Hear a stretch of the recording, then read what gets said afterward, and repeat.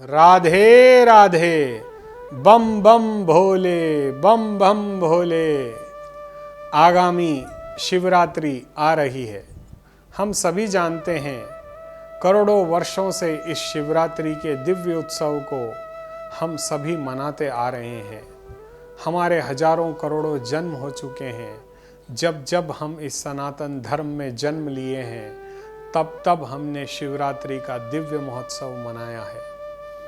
आज के युग में और अभी इस समय जो आने वाली शिवरात्रि है, उस दिन मेरा आप सभी से अनुरोध है कि उस दिन आप व्रत अवश्य करें, क्योंकि शास्त्र ये कहता है कि यदि कोई व्यक्ति साल भर में कोई आप व्रत करें या न करें, केवल 2 व्रत अवश्य करें। एक है जन्माष्टमी और दूसरा है शिवरात्रि।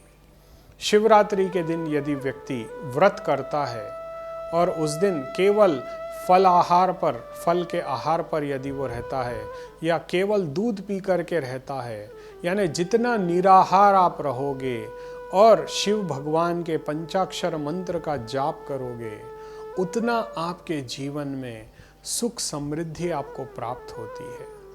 आपको करना क्या है कि परमात्मा का ध्यान करते हुए 2 लिंग बहुत ही श्रेष्ठ बताए गए हैं। एक है स्वर्ण का लिंग और दूसरा है आपका पारद का शिवलिंग। अब आपको करना क्या है कि इस शिवरात्रि के पावन अवसर पर आपको यदि प्राप्त हो सके तो पारद का शिवलिंग इजीली प्राप्त हो जाएगा, क्योंकि स्वर्णलिंग तो बहुत महंगा होता है। एक आम आदमी के लिए संभव नहीं है कि वो स्वर्ण का लिंग बना पाए, तो आपको सहजता से उपलब्ध हो जाएगा पारे का शिवलिंग।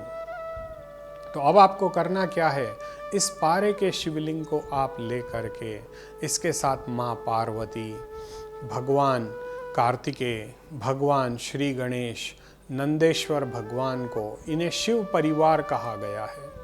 आपको शिव परिवार को आपके सन्मुख रख के आपको बैठना है और नमकम चमकम रुद्राभिषेकम एवं रुद्री पाठ ये आपको प्ले करना है, या किसी पंडित, योग्य पंडित को आप आमंत्रित करें अपने घर में और आप विधि पूर्वक इस नमकम चमकम रुद्राभिषेकम को प्रारंभ करें। दूध से, दही से, शहद से, शक्कर से, घी से, चंदन के पानी से, अतर से एवं गंगा जल से एवं साधारण जल भी आप 9 प्रकार की आप ये सामग्री ले लीजिए। भगवान गणेश से पूजा प्रारंभ करके माँ पार्वती, कार्तिकेय, नंदेश्वर और भगवान आशुतोष शिव का इस दिन आप रुद्राभिषेक करें। वैसे तो अभिषेक हम करते आए हैं, लेकिन अक्सर ऐसा देखा जाता है कि लोग मंदिर पर जाते हैं और भगवान शिव को केवल जल अर्पित करते हैं, विधि पूर्वक उनकी पूजा नहीं कर पाते। देखिए, मंदिर जाइए, मंदिर जाना ही चाहिए, और भगवान के 12 ज्योतिर्लिंगों पे तो उस दिन दर्शन करना ही दुर्लभ रहता है। तो यदि हो सके तो उस दिन मंदिर में दर्शन अवश्य करें, परंतु रुद्राभिषेक अपने घर में अवश्य करें। इसके साथ साथ रुद्र हवन अवश्य करें। ऐसा करने से आपके जीवन की समस्त बाधाओं का नाश होगा, करोड़ों जन्मों के पाप आपके भस्म हो जाएंगे। देखिए, भगवान शिव दयालु है, शिव कृपा निधान है। भगवान शिव ने अपने भक्तों को अपना सर्वस्व दिया है। भस्मासुर जैसे असुर ने भगवान शिव को ही भस्म करना चाहा। सोचिए, कोई भगवान किसी को कैसी कोई दिव्य शक्ति दे सकते हैं। जितने भी असुर हुए, बाणासुर, आपको रावण देख लीजिए, आप भस्मासुर को देख लीजिए, बड़े बड़े दैत्यों ने भगवान शिव की घनघोर तपस्या करके ऐसे ऐसे दिव्य वर प्राप्त किए हैं जो एक सामान्य आदमी के लिए प्राप्त करना भी संभव नहीं है। भगवान शिव इतने दयालु हैं कि केवल जल से ही वो सामने वाले पर प्रसन्न हो जाते हैं। तो इस शिवरात्रि को हमें इस बात का विशेष ध्यान रखना है कि हम भगवान आशुतोष का रुद्राभिषेक हमारे घर में करें। और इसके साथ साथ ब्रह्म वैवर्त पुराण के ब्रह्मखंड में, ब्रह्म वैवर्त पुराण के ब्रह्मखंड में चैप्टर नंबर 19 में आपको संसार पावन नामक कवच प्राप्त होगा, जो भगवान शिव ने बाणासुर को दिया था। स्वयं भगवान शिव ने बाणासुर को इस कवच को प्रदान किया था।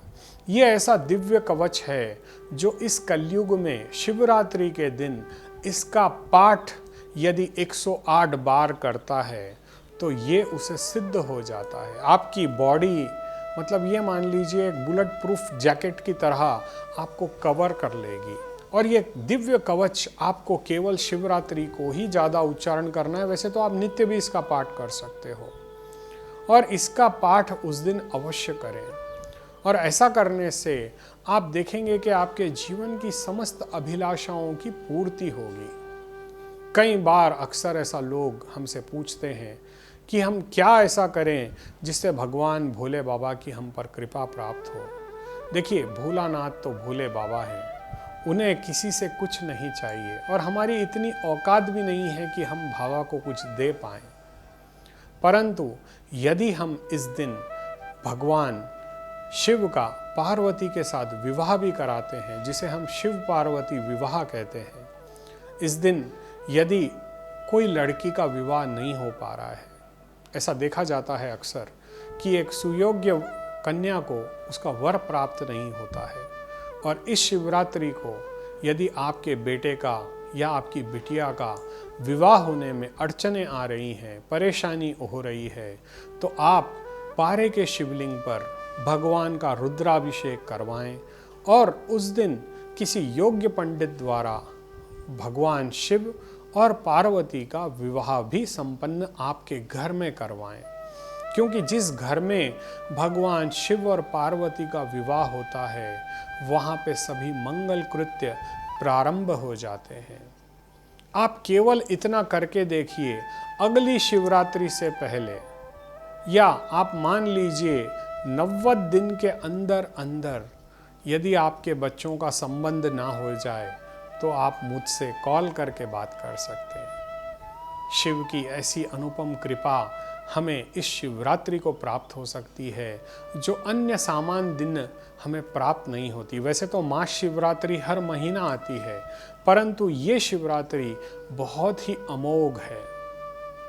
और इस दिन यदि हम श्रद्धापूर्वक, देखिए, यदि आपके पास समय है, समय अगर आप भगवान को देते हैं, लोग अक्सर कहते हैं कि हमारे पास समय नहीं है, लेकिन अगर एक दिन के लिए आप अपने बिजनेस से, अपने जॉब से, अपने दोस्तों से, अपने रिश्तेदारों से, सबसे कट ऑफ हो जाइए, केवल अपने मन को उस भगवान शिव में समर्पित करके यदि आप शिव पुराण का उस दिन पारायण भी करते हैं या किसी योग्य पंडित द्वारा शिव पुराण का पारायण करवाते हैं, तो इसका भी करोड़ों गुना पुण्य हमारे शास्त्रों में लिखा गया है। शास्त्रों में तो यहाँ तक लिखा गया है कि यदि कोई व्यक्ति प्रातःकाल सुबह ब्रह्म मुहूर्त में उठे, स्नान इत्यादि कर्म से निवृत्त हो, भगवान शिव का रुद्राभिषेक रुद्री पाठ सहित करे, ये करीब 3-4 घंटे का होगा। मान लीजिए आप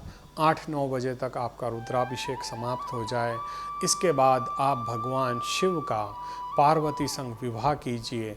इसमें मैक्सिमम आपका 1 घंटा 1.25 घंटा लग जाएगा, यानी 11 साढ़े 11 बजे तक आप फ्री हो जाओगे। इसके बाद चाय या फल इत्यादि का आप सेवन करें और इसके बाद 11:30-12 बजे से आप शिव पुराण का पारायण अपने घर में किसी योग्य पंडित द्वारा अवश्य कराएं। आप उस दिन सारा दिन बैठ करके इस शिव पुराण को सुने। अगर आप मध्याह्न 12 बजे से भी प्रारंभ करेंगे तो अगले दिन सूर्योदय तक कैसे भी हमें जगना है, हम सो तो नहीं सकते क्योंकि शिवरात्रि को सोया नहीं जाता।